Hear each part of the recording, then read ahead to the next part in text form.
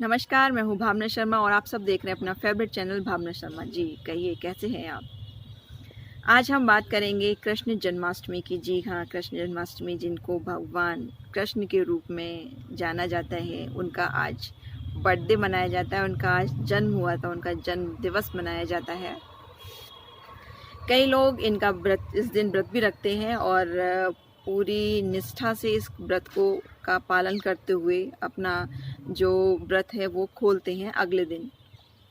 कुछ लोग इसको जन्मदिन के रूप में मनाते हैं, अच्छे-अच्छे पकवान बनाते हैं और तरह-तरह की मिठाइयाँ बनाते हैं। जैसे बच्चों का जन्म बनाया जाता है, जन्म जैसे बच्चों का मनाया जाता है, वो बिल्कुल वैसे ही मनाते हैं, क्योंकि आज जो भगवान कृष्ण हैं, उनके बाल स्वरूप का ही जो पूजा की जाती है, उनके लड्डू गोपाल जो बोले जाते हैं, उनके छोटे रूप में ही मनाया जाता है। क्या आपको पता है कि घर में जितनी भी भगवान की जो मूर्तियाँ होती हैं, वो कहा जाता है एक जो अंगूठा जैसे हम इस तरह से रखते हैं, उससे बड़ी नहीं रखनी चाहिए, क्योंकि कहा जाता है कि जितना बड़ा इंसान होता है उसकी ज़रूरतें भी उतनी बड़ी होती हैं, उसकी देखभाल भी उतनी ही ज़्यादा। जैसे छोटे बच्चों को आप कैसे भी बहला के, फुसला के, उसको मक्खन लगा के अपना काम निकलवा लेते हैं, उसको ज़्यादा कुछ एफ़र्ट लगाने की ज़रूरत नहीं पड़ती है। जैसा चाहेंगे आप वैसा कर पाएँगे, लेकिन जो बड़े हैं उनकी इच्छाएँ वो अपनी जो भी अपनी रिक्वायरमेंट होती है वो ज़ाहिर करते हैं, उसे बताते हैं, उसके अकॉर्डिंग ही आपको वर्क करना होता है। तो इसीलिए घर में जो मूर्तियाँ रखते हैं, ये तो मैंने आपको एक अलग से ही थोड़ी-सी इन्फॉर्मेशन दे दी है, क्योंकि आज जब लड्डू गोपाल जी का ज़िक्र आया तो मुझे लगा कि मुझे आपको बताना चाहिए कि घर में जो मूर्तियाँ होती हैं वो ज़्यादा बड़ी नहीं रखनी चाहिए। आप समझ गए होंगे कि ज़्यादा बड़ी मूर्तियाँ क्यों नहीं रखनी चाहिए, क्योंकि उतने ही उनके कार्य उनके अकॉर्डिंग होंगे तो भी चीज़ें सही होती हैं। बच्चे को आप अपनी तरह से भी हैंडल कर सकते हैं। हालाँकि बच्चे का काम ज़्यादा होता है, वो आप मैनेज कर सकते हैं।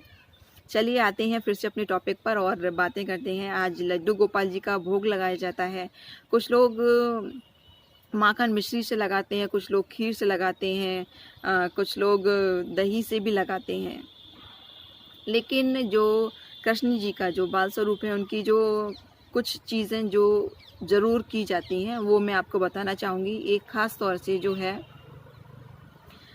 धनिये की, जो सूखा धनिया होता है उसकी पंजीरी, तो वो आपको अगर नहीं पता होगी कि सूखे धनिये की पंजीरी कैसे बनाते हैं, तो मैं बता देती हूँ आपको कि आप धनिया लीजिए, उसका पाउडर आप बना लीजिए, मिक्सी में बना सकते हैं या फिर आपको मार्केट में भी मिल जाएगा धनिया पाउडर। उसको अच्छे से आप भूनिए, उसमें घी डालिए और उसमें चीनी डालिए और आपकी जो पंजीरी है वो तैयार हो जाएगी। जैसे आटे की पंजीरी बनती है, बट यहाँ पर आपको धनिये की पंजीरी बनानी है।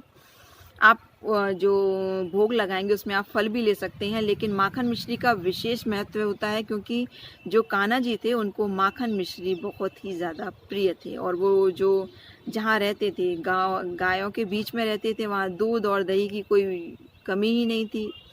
उनकी जो माता यशोदा थी वो दूध दोहकर और मक्खन निकाल कर बड़ी-बड़ी जो बोली जाती थी, हांडी बोली जाती, उनमें रखा जाता था और वो लोग क्या करते थे, टोली बना कर जाते थे और जब देखा कि कोई नहीं है, बस उसी के घर में घुस गए और वहाँ जाके उसकी हांडी को उतारा, उसमें से मक्खन निकाला और खाया। खैर वो उनका एक बहुत ही अच्छा चित्रण किया गया है और बताया गया है और सुनने में भी बहुत अच्छा लगता है। जब आप इसको खाएँगे तो वो और भी टेस्टी लगेगा। चलिए आगे आते हैं अपने इसी टॉपिक पर और बात करते हैं। भगवान का इस दिन अभिषेक भी किया जाता है। आप उनको दही से नहला सकते हैं, आप उनको दूध से नहला सकते हैं। दूध में केसर डाल के आप नहलाएँ तो और भी उत्तम होगा। कहा जाता है पंचामृत से नहलाएँगे तो भी अच्छा रहता है। पंचामृत यानी कि आपको उसमें शहद से नहलाते हैं, दूध से नहलाते हैं, घी से नहलाते हैं, दही से नहलाते हैं और गंगा जल से नहलाते हैं। तो ये 5 चीज़ों का जो मिश्रण होता है उसको हम पंचामृत बोलते हैं। तो आप उनका अभिषेक इस तरह से भी करा सकते हैं। जो कान्हा जी की जो पूजा होती है वो मध्य रात्रि में होती है, क्योंकि उनका जो जन्म हुआ था, जो उनका जन्म उत्सव मनाया जाता है मध्य रात्रि में ही मनाया जाता है। वैसे सुबह से आप अपना काम करके आप पूजा पाठ के रूप में आप उनको नहला सकते हैं, उनका अभिषेक करा सकते हैं, लेकिन जो मेन पूजा होती है वो रात को 12 बजे ही होती है। इस बार जो उसका रात्रि में जो मुहूर्त है वो आपको 1 पौन घंटे का मिल रहा है, तो वो आपके लिए काफ़ी टाइम है अच्छे से पूजा करने के लिए। इस बार के जो नक्षत्र पड़ रहे हैं वो बहुत ही शुभ हैं। रोहिणी नक्षत्र है, वृष राशि में चंद्रमा है, वो भी बहुत शुभ है। जब वो श्री कृष्ण जी पैदा हुए थे उस टाइम भी यही नक्षत्र थे और यही टाइम था। और भाद्रपद की कृष्ण पक्ष की अष्टमी और रात्रि का समय था, मध्य रात्रि थी, तो यही सारी चीज़ें उस टाइम भी थी उस दिन। लेकिन बस एक ही चीज़ की कमी थी जो कि है बुधवार उस दिन जो था वो बुधवार था, लेकिन इस बार जो अष्टमी पड़ रही है वो है सोमवार की। लेकिन और सारी चीज़ें सेम ही हैं, तो बहुत ही अच्छा शुभ संयोग माना जा रहा है कि बहुत ही अच्छा शुभ संयोग है। इसमें जो भी अगर आप पूजा पाठ करते हैं भगवान कृष्ण को से जो कुछ मांगते हैं या जो उनको समर्पित करते हैं वो बहुत ही श्रेष्ठ और उत्तम फल लेकर आपके जीवन में आएगा, ऐसी ही मैं कामना करती हूँ। और जो इसका टाइम रहेगा वो रात्रि में रहेगा। और आप इसके लिए कुछ लोग क्या करते हैं कि जिनके पास लड्डू गोपाल जी नहीं होते हैं तो वो शालिग्राम, जो छोटे से शालिग्राम होते हैं, उनको एक खीरे के बीच में एक छोटा सा छेद करते हैं और उसको शालिग्राम जी को वहाँ रख देते हैं और रात के जो 12 बजे लगभग उनको उसमें से निकाल के उनका यानी कि श्री कृष्ण जी का जन्म कराया जाता है इस तरह से। तो अलग अलग जगह हैं, अलग अलग प्रांत हैं, सभी जगह अलग अलग तरह से लोग अलग अलग दिन इसको मनाते हैं, अलग अलग रूप में मनाते हैं।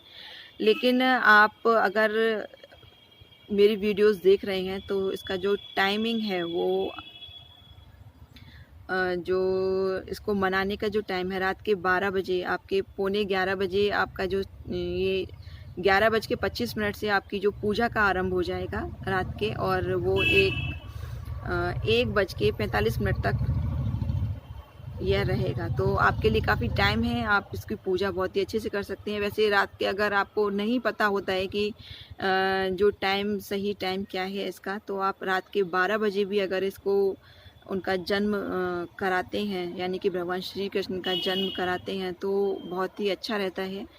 अगर नहीं पता हो, लेकिन जब आपको पता है तो अगर टाइम और मुहूर्त देखकर कराएंगे तो उस तरह से करेंगे तो और भी ज़्यादा अच्छा रहेगा।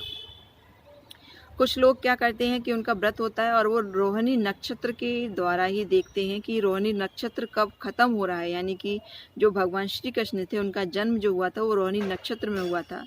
तो जब रोहिणी नक्षत्र शुरू होता है वो उस टाइम से व्रत अपना स्टार्ट करते हैं और जब रोहिणी नक्षत्र ख़त्म हो जाता है वो तब तक का उनका व्रत होता है। तो जो रोहिणी नक्षत्र है वो जो उसका जो ख़त्म हो रहा है वो हो रहा है 31 तारीख को 9:42 पर। तो जब तक आप चाहें तो आप अपना व्रत रख सकते हैं या सुबह तक अपना व्रत रख सकते हैं।